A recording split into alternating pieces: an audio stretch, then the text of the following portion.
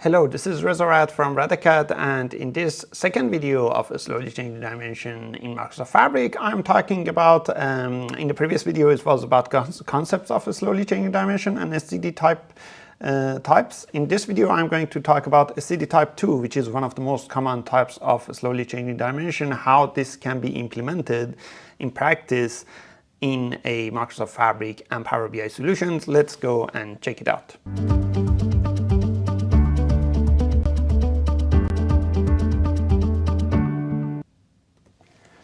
Okay, so just a very quick review of this. I highly recommend you go to watch the previous video I've created before this, which explained what are the SCD and different types of it. SCD type 2, which we are talking about, is talking about when the value of a source system record of a dimension member changes, for example, from New York City to Oakland, how to preserve that history using a from date to date, and then update the current records to date, add a new record with a from date to date to null, something like this screen that you see right now. So let me go and show you the process. And this is a simplified process, by the way. Real world SCD is a little bit more complicated because you have to consider some other scenarios. I'm going to talk about a simple process here just so that you can learn it. So use this more as a learning exercise. I'll start with this, that I have a Excel file here, very simple Excel file process that has two tables basically. I'll just open this. I'll delete these records because I want this to be a starting point. So let's say I don't have these records. So this is my sales table, order number, sales amount, customer number, which goes back to the customer table, and the order date. Then this is my customer table. Let's just delete this record. And let's say Gandalf the Grey is in Middle Earth as the starting point of this. So these are my customers, Reza, Gandalf the Grey, Bilbo Baggins. So let's save this. This Excel file then is the source of loading data into a lakehouse. Now, before I do that, I would also delete the table in my warehouse so that you see the whole process from the beginning all the way to the end. Let me close some of these windows, leaving that. Okay, so here I have the, back to here. Okay, so let's clear the tables, run this. I have the customer table and sales table created in a warehouse in my star schema. But before doing anything on those, I would just want to check that these are clear tables. So the two tables should be blank now. So yep, customer table is blank and sales table is blank. Okay, now what is the process? First, I've created a lakehouse. What is a lakehouse? Lakehouse is a kind of database that also keeps files in it. So data tables plus files. I explained that in another video. You can go and check it and learn more about it.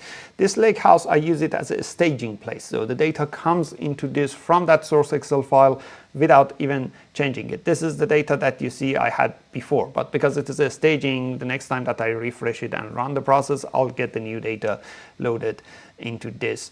Every time it wipes out this data and loads it again. When you create data flows Gen 2 in Microsoft Fabric, it automatically creates a staging lakehouse. But I created this specifically myself so that I can show you the process in a more clear way. You can use that staging lakehouse, the default one, if you want to as well. So I've created this lakehouse. The next thing I have done in my process is that I've created a data flow Gen 2 in the lakehouse. So this is my data flow Gen 2, which I explained this also in another video. So there are lots of links to other videos in this process. Data flows are ETL process in the cloud that can read data from the source based on Power Query transformation. They load data into destinations, which one of those destinations can be a lakehouse.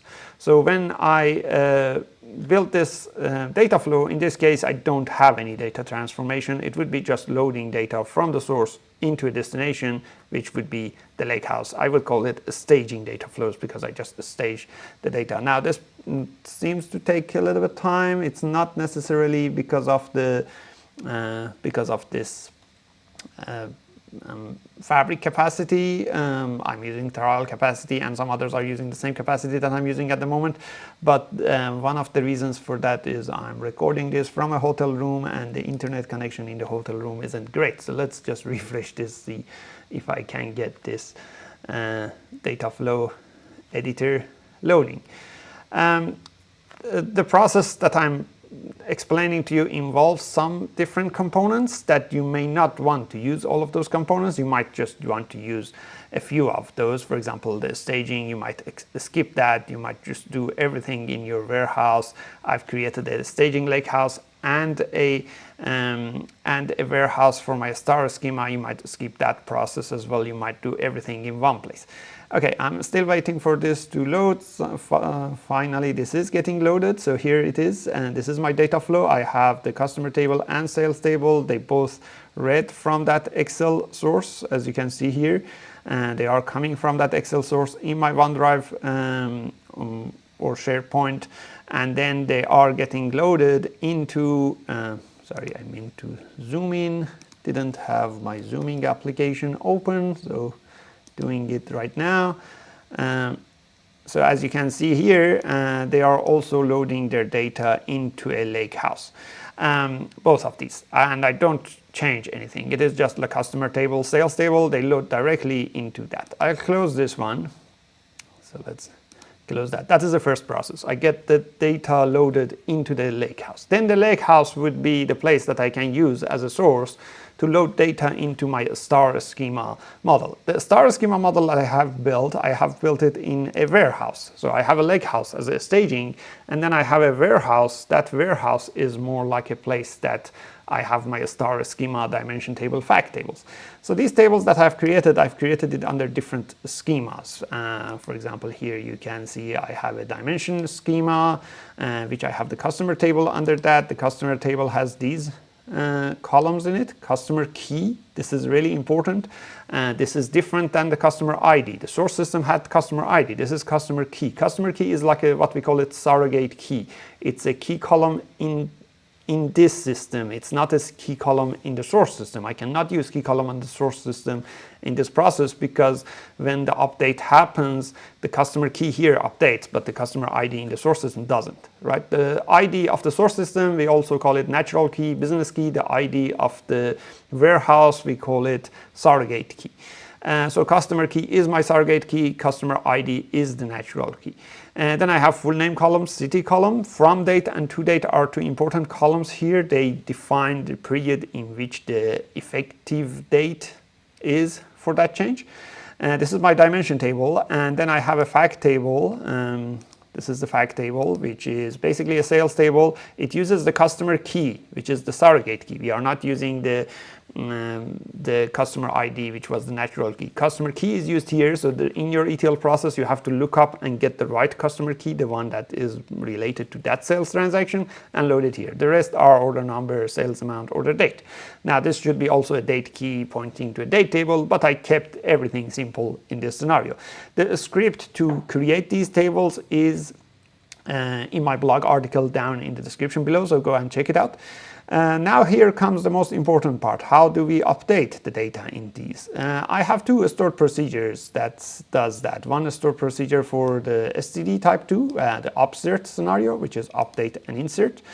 And then one other stored procedure for inserting record in the fact table. So I'll show you the first stored procedure, and the stored procedure might be a little bit long, but still this is one of the most simplified expressions that I have created. So I'll go to the most important part of it. So here I'm actually checking a change in the customer table. So I would update the record in the customer table if there is a change. For example, if the city is different from the city that we have, and only check it with the current record when the record is null. So if something like that happens, then I have to update that record and set a to date. I set a to date to be 1 day less than today, which basically means yesterday. Now, this is considering that we do the slowly changing dimension daily basis scenario. You can also do it timely basis, but I kept it simplified. So if the change detected today, the previous records effective to date would be as yesterday, and then a new record would be today. That is how it is going. So update that record, and then I'm doing an insert of the new record with the current date. So this would be the current date that I use here. The first load date that you see here I use, that is for the first run of this ETL process of this script, so that we have the start of business date. The max customer key is to keep that incremental value of the surrogate key. Those are some of the things that I've created for this to run. So that is the upsert process, and then the insert of the new record process in the fact table is much simpler. In this, I only need to do one thing. I get the data from a staging table. In both of these, I'm getting data from a staging table. So I'm getting data from a staging fact table, joining it with the dimension in the warehouse. That is one of the good things about Fabric, that you can actually cross-join these tables together based on the customer ID to match. But I also put this that I want the date to be between these two dates, and if there is no to date, it means the most current date, things like that. And then I insert that record. Basically, this means that if the record's date is related to a specific customer's record, which is related to that city, I pick that record and put the customer key for that in here. So once these are done, and I've created these as two separate stored procedures, what I'll do is I have created a pipeline. Again, pipeline is another object in Microsoft Fabric that builds like an orchestration, the control flow of the execution. You can say run this activity, then run that activity, then run that activity. The first activity that I run here is the data flow that loads data into the staging. Again, because of my internet connection, this takes quite a long time to load anything. So the first one would be running the data flow to load data into that staging lakehouse. Then the second one would be running the stored procedure that would load data into that SCD type 2 structure into that dimension. And then the third step would be running the stored procedure that insert new record in the fact table. You can combine those two stored procedures to do one. You could do any other methods as well. I just created this way to make it simpler to understand. So here is my structure of the pipeline. As you can see, quite simple structure. I have three activities. The data flow activity that runs that data flow staging.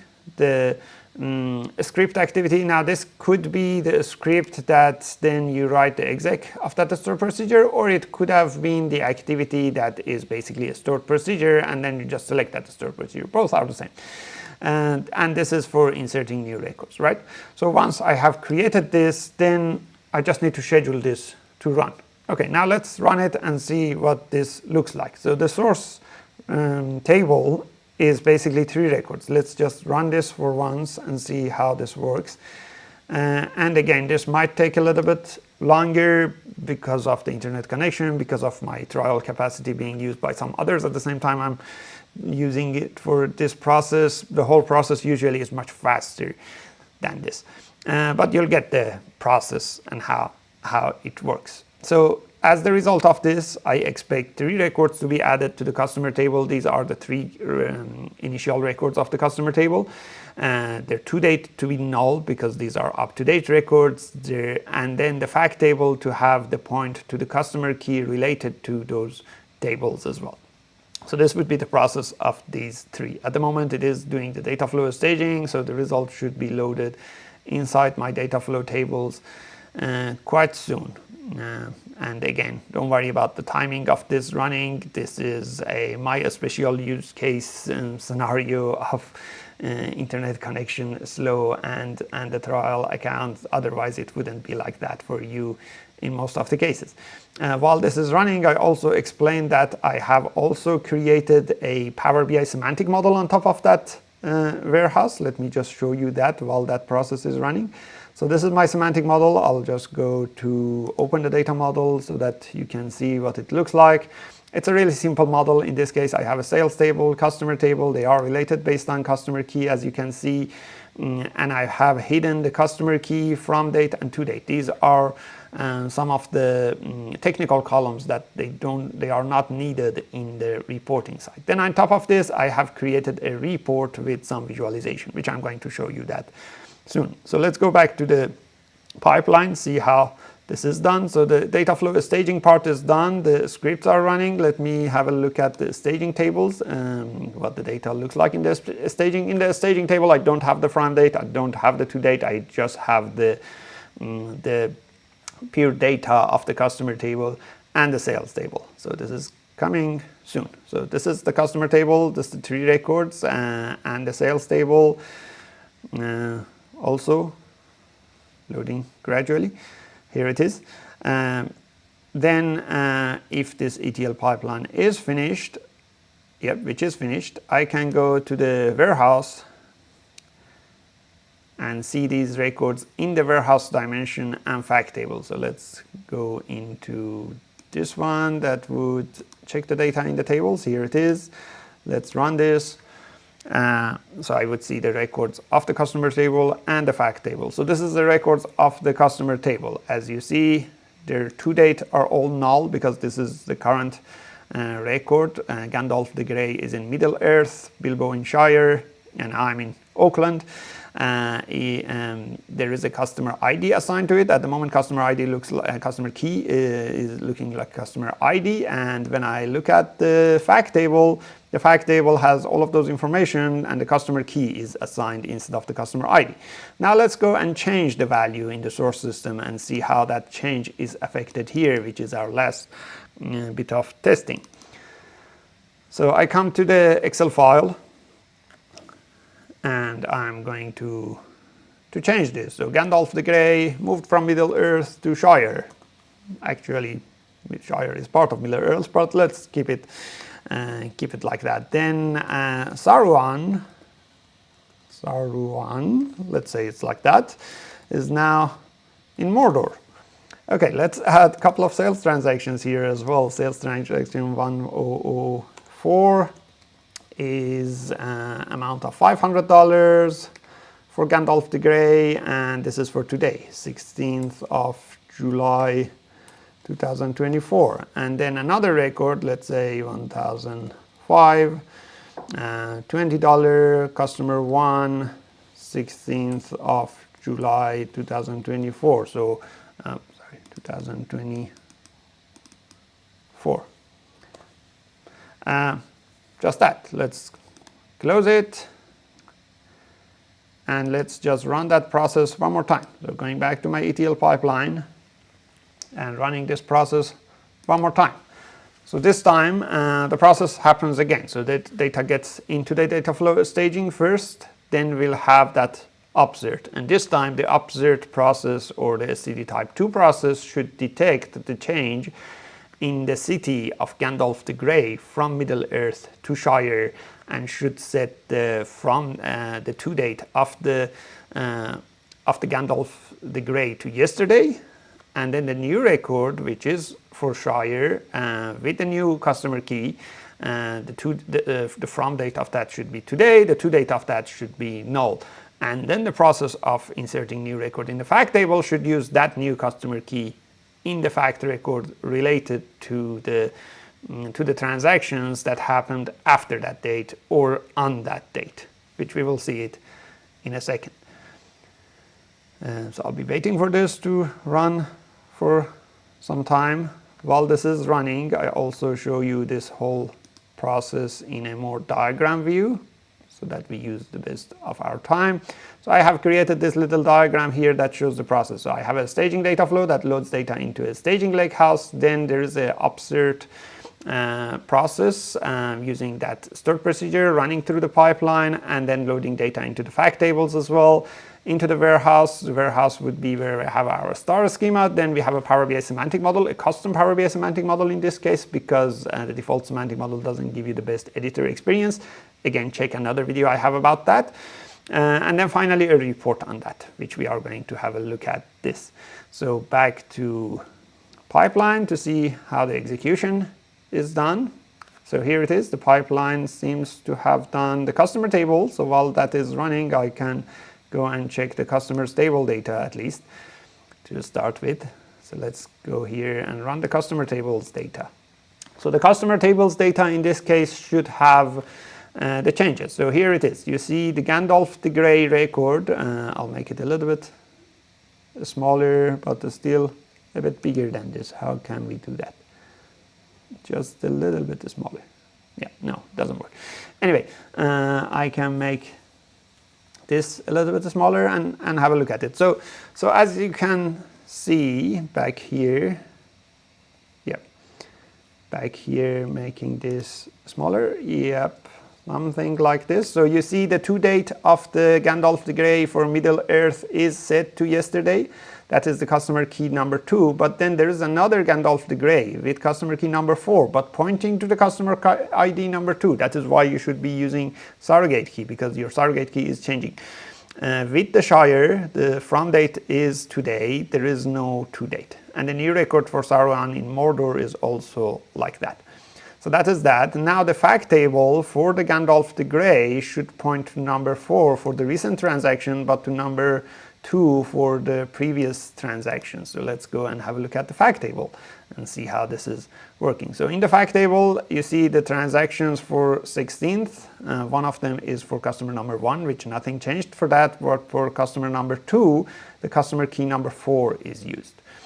Which basically means that if I go to the report as a final stop and then having a look at the report, this was a long video by the way, I have the history of all of these. So these are my customers, Reza, Bilbo, Gandalf the Grey, which if I click on Gandalf the Grey, I can see that part of the sales of Gandalf the Grey was in Shire, part of it in Middle Earth. So I have preserved all of those information in this process.